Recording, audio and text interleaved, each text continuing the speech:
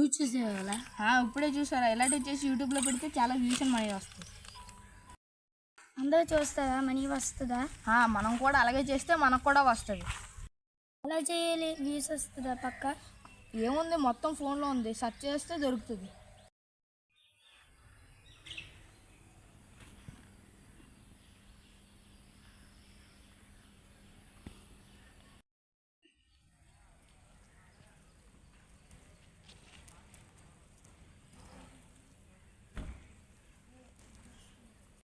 ఏ అమ్మాయి వస్తుంది? అయితే మా ఇద్దరు నడిపిస్తాను, వెళ్ళి వీడియోకి.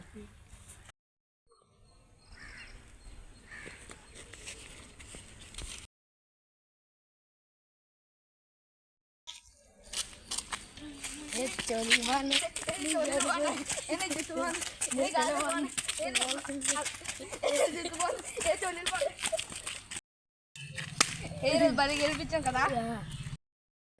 వీళ్ళని ఏదొక్కటి చేయాలి.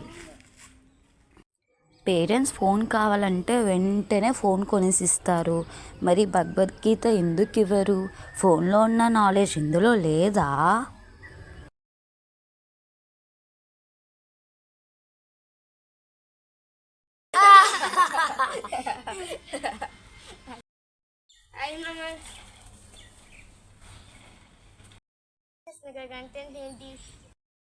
రేప్ సీన్స్ కామనేగా. యూట్యూబ్లో మనీ కోసం అడల్ట్ సీన్స్ పెడతారు, అవి చూసి మనం ఫిక్స్ అవుతాం. ఇది జనరేషన్. అయినా మన 7th క్లాస్ అబ్బాయిలు 6th క్లాస్ అమ్మాయిని రేప్ చేసి చంపేశారుగా, ఇది కామనే.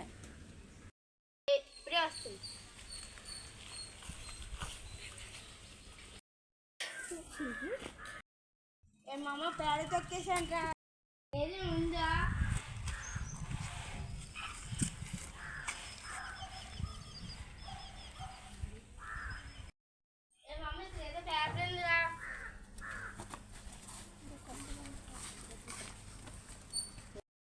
తప్పు చేసినా క్షమించు అని అడిగిచ్చో, వాడికంట యోధుడు ఎవరు లేరు.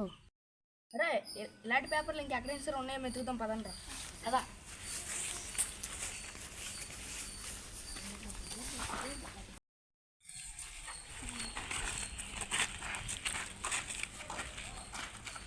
అట్లా అక్కడ ఏదో బుక్ ఉందిరా.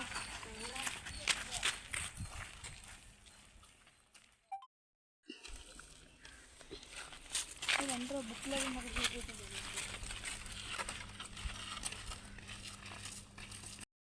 నేర్చుకుంటా కూర్చున్నా.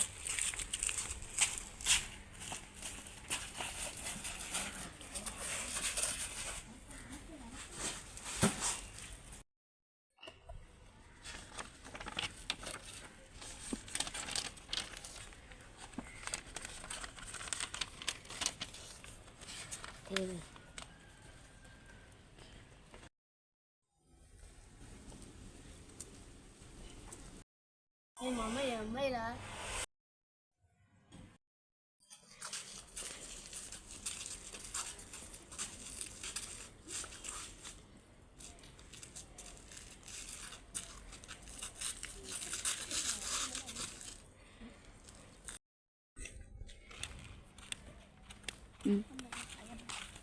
ఇంకా ఏ తప్పులు చేయకుండా భగవద్గీత చదువుకుంటాం.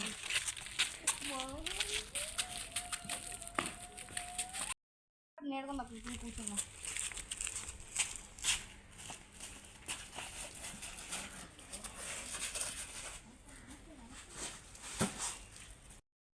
ఇది కదా అసలైన ఇండిపెండెన్స్.